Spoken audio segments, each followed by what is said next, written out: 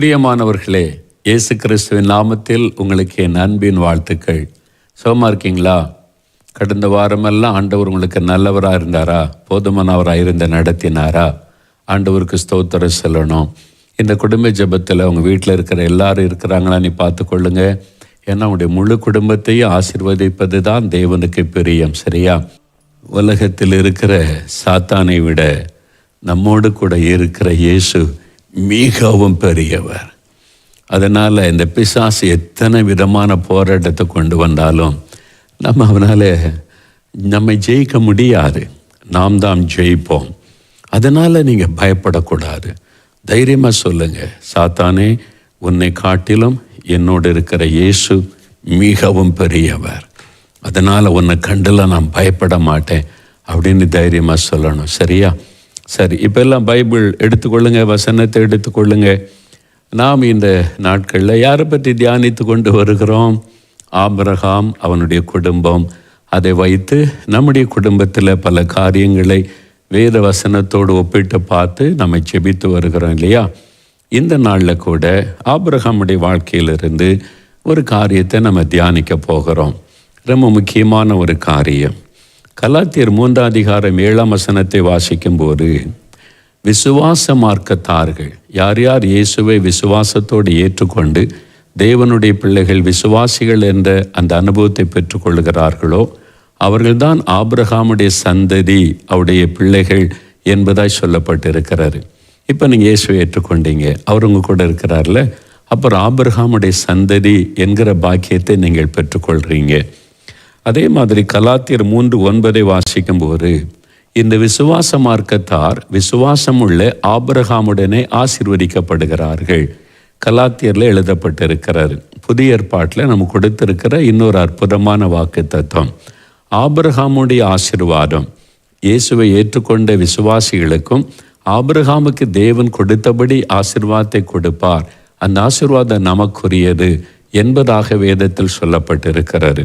அப்போ ஆபிரகாமை ஆசீர்வதித்தை போல கர்த்தர் நம்மை ஆசீர்வதிக்க விரும்புகிறார் என்பதை நீங்கள் வேத வசனத்தோடு கூட நீங்கள் தெளிவாக அறிந்து கொண்டு விசுவாசிக்க வேண்டும். இது புதிய ஏற்பாட்டில் நமக்கு விசுவாசிகளுக்கு வாக்குத்தத்தமாய் சொல்லப்பட்டிருக்கிற விஷயம்.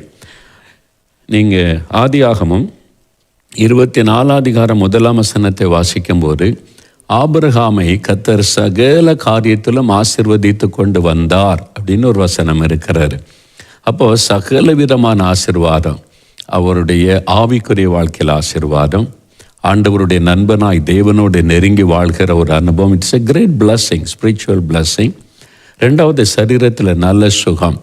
வயதான காலத்திலையும் யுத்தம் பண்ணி ராஜாக்களை மேற்கொள்கிற பலனும் சுகமும், தேவன் நல்ல ஆரோக்கியமுள்ள சரீரத்தை அவர் கொடுத்திருந்தார். முதிர் வயதில் தான் அவர் மரித்தார். அது ஒரு பெரிய ஆசீர்வாதம், சரீரத்திற்கு அடுத்த ஆசீர்வாதம். அவர் செல்வ சீமானாய் இருந்தார். வெள்ளியும் பொன்னுமுடைய செல்வ சீமான், வேலைக்காரர் வேலைக்காரிகள் என்று சகல விதமான ஆசீர்வாதம் சம்பூரணமாயிருந்தது. அவருடைய சந்ததியை தேவன் பெருக பண்ணினார். எல்லா விதத்திலும் குறைவில்லாதபடி தேவன் ஆசீர்வதித்தார். அதே மாதிரி தான் உங்களையும் உங்களுடைய குடும்பத்தையும் தேவன் ஆசீர்வதிக்க விரும்புகிறார். நீங்கள் அதை விசுவாசிக்கணும். ஏனென்றால் நான் விசுவாசித்து இயேசுவை ஏற்றுக்கொண்டு அவருடைய பிள்ளையானபடியால் ஆபிரகாமின் ஆசீர்வாதம் எல்லாம் எனக்குரியது, என்னையும் அதே மாதிரி ஆண்டவர் ஆசீர்வதிப்பார் என்று சொல்லி முழு இருதயத்தோடு நீங்கள் விசுவாசிக்க வேண்டும். அந்த விசுவாசிக்கும் போது தான் அந்த ஆசீர்வாதத்தை பெற்றுக்கொள்ள முடியும். சரி, ஆபிரகாம் இந்த ஆசீர்வாதத்தை எப்படி பெற்றுக்கொண்டார்? ஆபிரகாமுடைய வாழ்க்கையில் இன்றைக்கு ஒரே ஒரு காரியத்தை தியானிக்க போகிறோம். இது கிறிஸ்தவ வாழ்க்கைக்கு ரொம்ப முக்கியமான ஒரு காரியம். ஆதியாகமம் 15:6 பாருங்க. ஆபிரகாம் கர்த்தரை விசுவாசித்தான், அது அவனுக்கு நீதியாக எண்ணப்பட்டது. அவன் விசுவாசித்தபடியால் தேவன் அதை நீதியாக எண்ணி அவனை எல்லா விதத்திலும் ஆசீர்வதித்தார். நாம் யாவரும் அறிந்திருக்கிறபடி அவன் விசுவாசிகளின் தகப்பன் என்று அழைக்கப்பட்ட ஒரு பாக்கியத்தை பெற்றவர் ஆபிரகாம். ஆபிரகாமுடைய விசுவாசத்தை குறித்து வேதம் கொடுக்கிற சாட்சியை பாருங்க. நாம் கூட கர்த்தரை அப்படி விசுவாசிக்க பழக வேண்டும். விசுவாசத்திலே உறுதி உள்ளவர்களாய் மாற வேண்டும். அதற்கு அவர் என்ன செய்தார் பாருங்க. ரோமர் 4:18-22 பைபிளை புரட்டுங்க. அவருடைய விசுவாசத்தை குறித்து அறிந்து கொள்ளணும். நம்முடைய வாழ்க்கையில் இந்த விசுவாசம் ரொம்ப முக்கியம். நீங்கள் ஒரு இயேசுவனிடத்தில் ஆசீர்வாதத்தை பெற்று கர்த்தர் கொடுக்கிற சம்பூர்ணமான ஆசீர்வாதம் உங்கள் வீட்டில், பிள்ளைகள் வாழ்க்கையில், வருமானத்தில், சரீரத்தில் எல்லாம் உண்டாகணுமானா இப்படிப்பட்ட விசுவாசம் நமக்கு அவசியம். வேதம் என்ன சொல்லுது பாருங்க. ரோமர் 4:18 முதல், உன் சந்ததி இவ்வளவா இருக்கும் என்று சொல்லப்பட்டபடியே தான் அநேகம் ஜாதிகளுக்கு தகப்பனாவதை நம்புகிறதற்கு ஏதுவில்லாதிருந்தும் அதை நம்பிக்கையோടെ விசுவாசித்தான். அவன் விசுவாசத்தில் பலவீனமாயிருக்கவில்லை. அவன் ஏறக்குறைய 100 வயதுள்ளவன் ஆகும்போது தன் சரீரம் செத்து போனதையும் சாராளுடைய கர்ப்பம் செத்து போனதையும் எண்ணாதிருந்தான். தேவனுடைய வாக்குத்தத்தத்தை குறித்து அவன் அவிசுவாசமாய் சந்தேகப்படாமல் தேவன் வாக்குத்தத்தம் பண்ணினதை நிறைவேற்ற வல்லவராயிருக்கிறார் என்று முழு நிச்சயமாய் நம்பி தேவனை மகிமைப்படுத்தி விசுவாசத்தில் வல்லவனானான். ஆகையால் அது அவனுக்கு நீதியாக எண்ணப்பட்டது. இங்கேதான் அந்த கர்த்தருடைய அந்த வசனம் அவனுடைய விசுவாசத்தை குறித்து தெளிவாக சொல்லு. முதலாவது, நம்புகிறதற்கு ஏதுவில்லாதிருந்த நம்பிக்கையோட விசுவாசித்தான். அவனுக்கு 100 வயது, அவனுடைய மனைவிக்கு 90 வயது, அவனுடைய சரீரம் செத்து விட்டாரு. இனிமேல் அவனுக்கு ஒரு குழந்தை பிறக்கிற வாய்ப்பு இல்லை. சாராளுடைய கர்ப்பம் செத்து விட்டாரு. இனிமேல் அந்த கர்ப்பத்தில் ஒரு குழந்தை உருவாக வாய்ப்பே கிடையாது. இதான் சூழ்நிலை. நம்புவதற்கு ஏதுவில்லாத சூழ்நிலையில் ஆண்டவர் வாக்கு கொடுத்திருக்கிறார், உன் சந்ததியை நான் பெருக பண்ணுவேன், சாராளுடைய கர்ப்பத்தில் ஒரு குழந்தை உண்டாகணும். அதை விசுவாசித்தானா. நம்ப முடியாத சூழ்நிலை, ஆனால் அதை நம்பிக்கையோடு கர்த்தருடைய வாக்குத்தத்தத்தை விசுவாசித்தான். 19 அவன் விசுவாசத்திலே பலவீனமாக இருக்கவில்லை. ரொம்ப கவனிங்க, நிறைய பேர் நம்ம விசுவாசத்தில் பலவீனமாகி விடுகிறோம். அதனால தான் ஆசீர்வாதத்தை பெற்றுக்கொள்ள முடிவதில்லை. விசுவாசத்தில் பலவீனமாக இருக்கக்கூடாது. சரீரத்தில் ஒருவேளை சில பலவீனங்கள் வரலாம் போகலாம். நம்முடைய விசுவாசம் உறுதி உள்ளதாக இருக்கணும். 20 தேவனுடைய வாக்குத்தத்தத்தை குறித்து அவன் அவிசுவாசமாய் சந்தேகப்படாமல், கர்த்தருடைய வாக்குத்தத்தத்தை குறித்து சந்தேகப்படாமல் அந்த விசுவாசத்தோடு தேவன் வாக்குத்தத்தம் பண்ணினதை நிறைவேற்ற வல்லவராயிருக்கிறார் என்று முழு நிச்சயமாய் நம்பி தேவனை மகிமைப்படுத்தி விசுவாசத்தில் வல்லவனானான். நம்ம அப்படி இருக்கணும். அதான் கர்த்தர் விரும்புகிறார். அப்போ இந்த மாதிரி விசுவாசத்தில் பலவீனமாக இருக்கக்கூடாது, விசுவாசத்தில் வல்லவர்களாக இருக்கணும். உங்களுடைய தேவைக்காக, உங்களுடைய ஆவிக்குரிய வாழ்க்கைக்காக, உங்களுடைய பிள்ளைகளுடைய எதிர்காலத்திற்காக, உங்களுடைய சொந்த தேவைக்காக ஒரு வேலை வேணும், திருமண காரியம் நடக்கணும், கற்பத்தின் கனி வேணும், கடன் பிரச்சனை மாறணும், இந்த அற்புதங்களை ஆண்டவர் செய்யணும், அவர் முழுமையாக நம்முடைய குடும்பத்தை ஆசீர்வதிக்கணும்னா விசுவாசத்தில் ஸ்ட்ராங்காக இருக்கணும். சரியா? அப்போது அவன் சூழ்நிலை பார்க்காதபடி கர்த்தரை விசுவாசித்ததுனால தேவன் அதை நீதியாக எண்ணி அந்த விசுவாசத்தை கனப்படுத்தும்படி ஆண்டவர் அற்புதம் செய்தார் என்பதாக வேதத்தில் பார்க்கிறோம். ஆண்டவரை நானும் அப்படி விசுவாசிக்கணும் அப்படின்னு நம்ம ஜெபிக்கணும். அந்த விசுவாசத்தை எப்படி பெற்றுக்கொள்வது? ஜெபம், வேத தியானம், கர்த்தருடைய வசனத்தின் மூலமாக தான் விசுவாசம் நமக்குள்ளே பெருகும். ரோமர் 10:17 கர்த்தருடைய வசனத்தை கேட்க கேட்க, விசுவாசமுள்ள வார்த்தைகளை கேட்க கேட்க விசுவாசம் நமக்குள்ளே பெருகும். அப்போ வேத வசனத்தை வாசிக்கணும், ஜெபம் பண்ணணும். அப்போ நமக்குள்ள விசுவாசத்தில் உறுதி உள்ளவர்களாய் மாறுவோம். தேவன் கொடுத்த வாக்குத்தத்தத்தை சொல்லி ஆண்டவரை துதிக்க வேண்டும். அவன் தேவனை துதித்து விசுவாசத்தில் வல்லவன் ஆனான். சரியா? ஒரு சம்பவத்தை சொல்லுகிறேன்.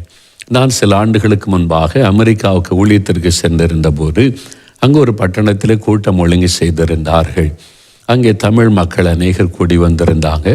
கூட்டம் முடிந்த பிறகு ஒவ்வொருவராய் வந்து ஜெபிக்கணும்னு விரும்பினதுனால நின்று நான் ஜெபித்து கொண்டிருந்தேன்.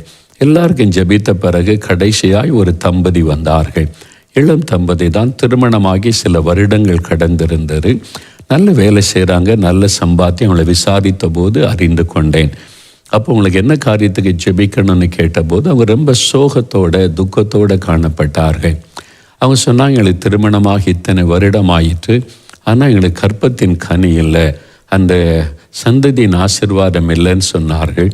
நான் அவளை ஆறுதல் படுத்த வண்ணமாக, சரி நீங்கள் இங்கே அமெரிக்காவில் தான் ரொம்ப உயர்ந்த அந்த மருத்துவ காரியமெல்லாம் இருக்கிறது, இந்த மாதிரி குழந்தை இல்லாதவளுக்கு விசேஷமான ட்ரீட்மெண்ட் எல்லாம் கொடுக்குற ஸ்பெஷல் ஆஸ்பத்திரிலாம் இருக்கிறது, நீங்கள் அந்த மாதிரி ஜெபத்தோட முயற்சி பண்ணீங்களான்னு கேட்டபோது அவங்க சொன்னாங்க, எல்லாம் நாங்கள் பார்த்துட்டோம், பிரபலமான பெரிய ஆஸ்பத்திரிக்கெல்லாம் போய் பார்த்து எங்களை பரிசோதித்து அந்த ரிசல்ட் அவங்க சொல்லிட்டாங்க, உங்களுக்கு குழந்தை பெற்றெடுப்பதற்கான வாய்ப்பே கிடையாது, உங்களுடைய சந்ததி பெருகுவதற்கான வாய்ப்பே இல்லை என்று 2 பேரையும் பரிசோதித்த டாக்டர் சொல்லிட்டாங்க. அதனால் வேறு காரியத்தை யோசிங்க, குழந்தை பிறக்க வாய்ப்பே இல்லைன்னு சொல்லிட்டாங்க.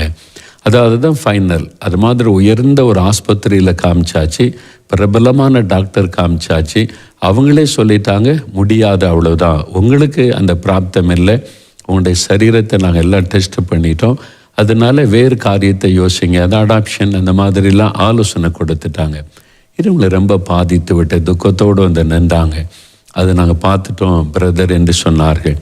நான் சொன்னவங்களை பார்த்து, டாக்டர்ஸ் தானே அப்படி சொன்னாங்க, எவ்வளோ பெரிய உயர்ந்த மருத்துவராக இருக்கலாம், அவங்க நம்ம பரிசோதித்து நம்முடைய சரீரம் நம்முடைய சூழ்நிலையை வைத்து இவ்வளோதான் அப்படின்னு அதை சொல்ல முடியும், அவ்வளோதான் மருத்துவத்தால் முடியும், முடிந்ததை நமக்கு ஹெல்ப் பண்ணுவாங்க, அதுக்கு தான் மருத்துவத்துறை. இப்போது நீ யோசிச்சு பாருங்களேன், ஆபிரகாம் சாராள், ஆபிரகாம் 100 வயசு, சாராளுக்கு 90 வயசு, ஆண்டவர் உற்பவ காலத்திட்டத்தில் ஒரு குழந்தை பெற்றெடுப்பேன்னு சொல்கிறாரு. இப்போ ஆபிரகாமை கொண்டு போய் அந்த அமெரிக்க ஆஸ்பத்திரியில் டெஸ்ட் பண்ணால், சாராளை டெஸ்ட் பண்ண என்ன சொல்லியிருப்பாங்க, எந்த மடையும் சொன்னால் அவங்களுக்கு குழந்தை இருக்குன்னு சொல்லி, சாராளுடைய கர்ப்பம் டெட், ஆல்ரெடி செத்து போச்சியா, உன் சரீரம் செத்து போச்சு, இனிமேல் இந்த குழந்தை பிறகு வாய்ப்பே கிடையாது, அப்படி தான் சொல்லியிருப்பாங்கல்ல. அதான் மருத்துவ ரிப்போர்ட். உண்மையை அவங்க சொல்லுவாங்க, நம்முடைய சரீரத்தை சோதித்து பார்த்து உண்மை சொல்லுவாங்க. ஆபிரகாமையும் சாராளையும் சோதிச்சிருந்தா மருத்துவத்தில் அப்படி தான் ரிப்போர்ட் எழுதியிருப்பாங்க, இவங்களுக்கு குழந்தை பெற வாய்ப்பே கிடையாது, காலெல்லாம் கடந்து போச்சு, அப்படி தான் சொல்லியிருப்பாங்க. இல்லை, அதான் உண்மை. ஆனால் அந்த சூழ்நிலையில் ஆபிரகாம் விசுவாசிக்கிறார். ஏன்னா கர்த்தர் வாக்கு கொடுத்திருக்கிறார், அவராலே முடியும், அவர் வாக்கு கொடுத்த தேவன் வாக்கு மாறாதவர். அதனால் அந்த வாக்கு தத்தத்தை ஸ்தோத்திரம் பண்ணி விசுவாசத்தில் வல்லவன் ஆனான் என்று எழுதப்பட்டிருக்கிறாரு. அதை நான் உங்கள்கிட்ட சொல்லி சொன்னேன், நீங்கள் பயப்படாதங்க, டாக்டர்ஸ் தானே சொன்னாங்க, அவங்க முடிந்த அளவு அவங்களுடைய கண்டுபிடிப்பின்படி சொல்லியிருக்கிறாங்க. இதையும் தாண்டி நம் தேவனுடைய வல்லமை இருக்கிறாரு. அவர் அற்புதங்களின் தேவன், இல்லாதவைகளை இருக்கிறவைகளை போல் அழைக்கிற தேவன். அவரால் உங்களுக்கு ஒரு குழந்தை தர முடியும், விசுவாசிக்கிறீங்களா அப்படின்னு கேட்டப்போன்னு அந்த விசுவாசத்தோடு தான் ஜெபிக்க வந்திருக்கிறோம் என்று சொன்னார்கள். நானும் அவருடைய சோகம் அவருடைய துக்கத்தை பார்த்துட்டு ரொம்ப பாரத்தோடு ஜெபம் பண்ணி, ஆண்டவரே உம்மாலே முடியும், மருத்துவர்கள் முடியாதுன்னு சொன்னால் உம்மாலே முடியும், ஆபிரகாம் சாராளுக்கு உம்மால் முடியுமானால் ஏன் இந்த பிள்ளைகளுக்கு முடியாது, உம்மால் முடியும், நானும் இந்த பிள்ளைகளோடு சேர்ந்து விசுவாசிக்கிறேன் என்று சொல்லி விசுவாசத்தோடு ஒரு ஜெபம் பண்ணிட்டு, பயப்படாதங்க, கர்த்தர் உங்களுக்கு ஒரு குழந்தை தருவார் என்று சொல்லிட்டு நான் வந்து விட்டேன். கிட்டத்தட்ட 1 வருடம் கழிந்து விட்டார். ஒரு நாள் 4 மாவடியில் நம்ம ஆஃபீஸில் இருக்கும்போது எனக்கு ஒரு செய்தி சொன்னாங்க. ஆஃபீஸ்லேருந்து வந்து யாரோ ஒரு தம்பதிகள் வந்திருக்கிறாங்க, அமெரிக்காவில் வேலை செய்கிறாங்களாம், இப்போ லீவுக்கு ஊருக்கு வந்திருக்கிறாங்க, ரொம்ப தூரம் பிரயாணப்பட்டு அவங்க வந்திருக்கிறாங்க, உங்களை பார்த்துட்டு போனேன்னு சொல்லி நீங்கள் இருப்பதை கேள்விப்பட்டு வந்துட்டாங்க. பார்க்குறேன்னு, சரி அவ்வளோ தூரத்துலேருந்து வந்திருக்கிறாங்களா, வர சொல்லுங்கன்னு சொன்னேன். அவங்க வந்தபோது ஒரு தம்பதியர் வந்தார்கள், கையில் ஒரு அழகான குழந்தையோடு கூட அவர்கள் வந்தார்கள்.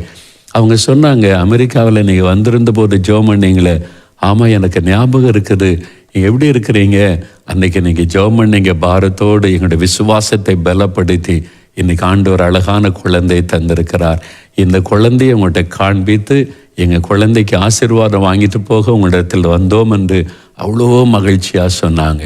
இயேசு எவ்வளோ அற்புதமானவர் பார்த்தீங்களா. ஆபிரகாமின் தேவன் இன்றைக்கும் அற்புதம் செய்கிற தேவன், முடியாததை முடிய செய்கிற தேவன். நீங்கள் செய்ய வேண்டிய ஒன்றே விசுவாசம். விசுவாசத்தில் நீங்கள் வல்லமை உள்ளவர்களாக மாறணும். இயேசுவால் முடியும்.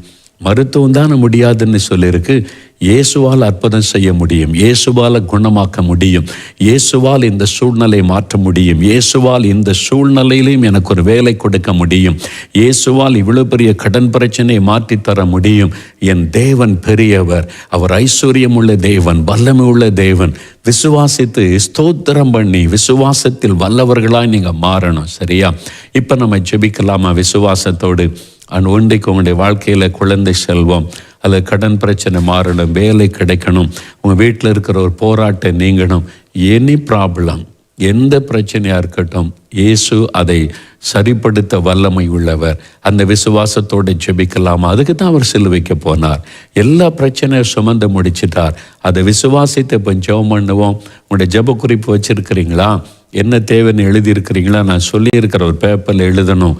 கடன் பிரச்சனைனா இவ்வளோ கடன் பிரச்சனை மாறணும், வேலை, பிள்ளைகளுடைய திருமணம், கற்பத்தின் கனி, வீடு கட்டணும், என்ன பிளெஸ்ஸிங் வேணும் எழுதி பைபிள்குள்ளே வைத்து நீங்கள் தினமும் ஜெபிக்கணும். வாக்கு தத்தத்தை சொல்லி ரெட்டிப்பான நன்மை தருவேன் நீங்களே தாங்க ஆண்டவரே, நீர் வாக்கு மாறா தேவன், நான் சூழ்நிலை பார்க்கல, இந்த மாதிரி ஊரடங்கு, கொரோனா எதுவும் முடியாது, நான் எதையும் பார்க்கல, நீர் சர்வ வல்லமுள்ள தேவன், நீர் வெற்றி தருவீர், வழி தரப்பீர், ஜெயம் கொடுப்பீர், உயர்த்துவீர், என் பிள்ளைகளை ஆசீர்வதிப்பீர். விசுவாசிங்க. ஜெபம் பண்ணலாமா? அப்படியே முழங்கால் படுறீங்களா? குடும்பமாக முழங்கால் போடுங்க. எல்லாரும் முழங்கால் படியிட்டு ஆண்டவருக்கு முன்னால், ஆபிரகாமின் தேவனே, நீர் என்னுடைய தேவன், ஆபிரகாமின் சந்ததியாக என்னை வைத்திருக்கிறீர், ஆபிரகாமின் ஆசீர்வாதம் எங்களுக்குரியது. அந்த விசுவாசத்தோடு ஜெபிக்கலாமா? கண்களை மூடி ஆண்டவரை பார்த்து ஸ்தோத்திரம் பண்ணுங்க. ஆபிரகாமின் தேவன் என்னுடைய தேவன், நாங்கள் ஆபிரகாமின் சந்ததி, கர்த்தர் ஆபிரகாமின் சந்ததியாய் மாற்றினதற்காய் ஸ்தோத்திரம். நான் விசுவாசிக்கிறேன், நாங்கள் விசுவாசிக்கிறோம். ஆண்டவர் எங்களுக்கு அற்புதம் செய்யும்.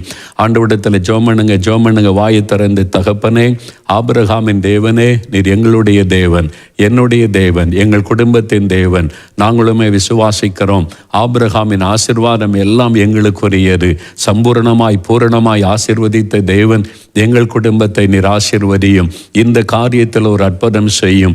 இந்த தேவைகளை சந்தியும். இந்த கற்பத்தின் கனியை அருளி ஆசீர்வதியும்.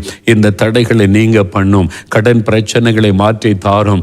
இந்த நாளில் ஒரு அற்புதம் செய்து ஆண்டவரே, இந்த காரியத்திற்கு ஒரு முடிவை உண்டாக்கி அருளும். நாங்கள் உம்மை விசுவாசிக்கிறோம், உம்முடைய வல்லமை விசுவாசிக்கிறோம், உம்முடைய வாக்கு தத்தத்தை விசுவாசிக்கிறோம். எந்த சூழ்நிலையிலும் நீர் வாக்கு தத்தத்தை நிறைவேற்றுகிற தேவன். வெட்கத்திற்கு பதிலாக ரெண்டத்தனியான பலன் வரும் என்று சொன்னீர். அந்த ஆசீர்வாதத்தை எங்களுக்கு அருளி செய்யும். எங்களுக்கும் எங்கள் பிள்ளைகளுக்கும் குடும்பத்திற்கு அந்த ஆசீர்வாதம் உண்டாகட்டும், பாதுகாப்பு உண்டாகட்டும். எங்களைப் போல எங்கள் தெருவில் இருக்கிற எல்லா மக்களும் ஆண்டவர் ஆபிரகாமின் சந்ததியாக மாறணும். இயேசுவை விசுவாசித்து தேவனுடைய பிள்ளைகளாக மாறணும். எல்லா குடும்பத்திலும் இந்த ரட்சிப்பின் சந்தோஷம், ஆசீர்வாதம் வரணும்னு நாங்கள் ஜெபிக்கிறோம். எங்கள் கிராமத்தில் இருக்கிற எல்லாரையும் அப்படி சந்தியும். அவர்களும் ஆபிரகாமின் சந்ததியாக இயேசுவின் ரட்சிப்பின் திட்டத்துக்குள்ளே வரும்படிக்கு ஜெபிக்கிறோம். மனம் திரும்ப ரட்சிக்கப்பட நாங்கள் ஜெபிக்கிறோம். எங்கள் ஊரில் இருக்கிற எல்லாரும் ரட்சிக்கப்படட்டும், எங்களுடைய பிள்ளைகளாய் மாறட்டும். எங்களுடைய சபைக்காக ஜெபிக்கிறோம். எங்களுடைய பாஸ்டர், எங்களுடைய போதகர், எங்களுடைய பிஷப், எங்களுடைய ஊழியரை ஆசீர்வதியும். அவங்களும் இந்த ஆபிரகாமின் ஆசீர்வாதத்தை பெற்றுக்கொள்ள ஆவிக்குரிய வல்லமைகள், கிருபைகள், வரங்களை கொடுத்து பயன்படுத்தும். எங்கள் சபை ஆசீர்வதிக்கப்பட்டு வளர்ந்து பெருகும்படி திரளான ஆத்துமாக்களை தாரும். எங்கள் மாவட்டத்தில் ஒரு எழுப்புதல் உண்டாகட்டும். ஆவியானவர் எல்லா சபையிலும் ஊற்றப்படட்டும். எங்கள் தமிழ்நாட்டில் எழுப்புதல் அக்னியை போடும். எங்களை ஆளுகிறவர்கள் உம்மை அறிந்து கொள்ளட்டும். அவர்கள் ரட்சிக்கப்படட்டும். அதிகாரத்தில் உள்ளவர்களுக்காய் ஜெபிக்கிறோம். அவர்கள் இயேசுவை அறிந்து கொள்ள அவருடைய மனக்கண்கள் திறக்கப்பட ஜெபிக்கிறோம். எங்கள் தேசம் பாதுகாக்கப்பட ஜெபிக்கிறோம். யுத்த மேகங்கள் சூழ்ந்து வருகிற எங்களுடைய தேசத்தில் ஆண்டவரே சமாதானம் உண்டாகட்டும். யுத்தம் வராதபடி காத்துக்கொள்ளும். அந்த சூழ்நிலைகள் இயேசுவின் நாமத்தில் மாறட்டும். எங்களுடைய தேசத்தை பாதுகாத்து நடத்தும் இராணுவ வீரர்களை பாதுகாத்து கொள்ளும். ஆண்டவரே, இந்த டென்ஷனான சூழ்நிலையில் எங்கள் இராணுவ வீரர்கள் மீது பாதுகாப்பு இருக்கட்டும். அநியாயமாய் ஒருவருடைய ரத்தமும் சிந்தப்படக்கூடாது என்று ஜெபிக்கிறோம். எங்கள் தேசத்தில் நீதி நியாயம் நிலைக்கும்படி உம்முடைய நீதியை விளங்க பண்ணும். ஆசீர்வதியும். பாதிக்கப்பட்ட மக்களை ஆசீர்வதியும். வியாதிப்பட்டு ஆஸ்பத்திரியில் இருக்கிற எல்லா மக்களையும் குணமாக்கி அருளும். பூரண சுகம் உண்டாகட்டும். நீர் ஆசீர்வதித்ததற்காய் ஸ்தோத்திரம், ஸ்தோத்திரம். எங்களை அநேகருக்கு ஆசீர்வாதமாய் மாற்றுகிறதற்காய் ஸ்தோத்திரம். இயேசு கிறிஸ்துவின் நாமத்தில் ஜெபிக்கிறோம் பிதாவே. ஆமேன், ஆமேன். என் ஆத்துமாவே கர்த்தரை சோஸ்திரி, என் முழு உள்ளமே அவருடைய பரிசுத்தமுள்ள நாமத்தை சோஸ்திரி. என் ஆத்துமாவே கர்த்தரை சோஸ்திரி, அவர் செய்த சகல உபகாரங்களை மறவாதே. ஆமேன், ஆமேன். பிரியமானவர்களே, ஆண்டவர் ஆசீர்வதித்து விட்டார். தொடர்ந்து தினமும் குடும்ப ஜெபத்தை விட்டுவிடக்கூடாது. உங்களுக்காக, உங்கள் ஊருக்காக, உங்கள் சபைக்காக, உங்கள் மாவட்டத்துக்காக, நம் தேசத்துக்காக, ஆளுகிறவர்களுக்காய் கருத்தாய் ஜெபிக்கணும். சரியா? கர்த்தர் ஆபிரகாமை போல சகல காரியத்தில் உங்களை ஆசீர்வதிப்பார். அதுவரை கர்த்தருடைய ஆசீர்வாதம் உங்களோடு இருந்த நடத்தும். ஆமேன்.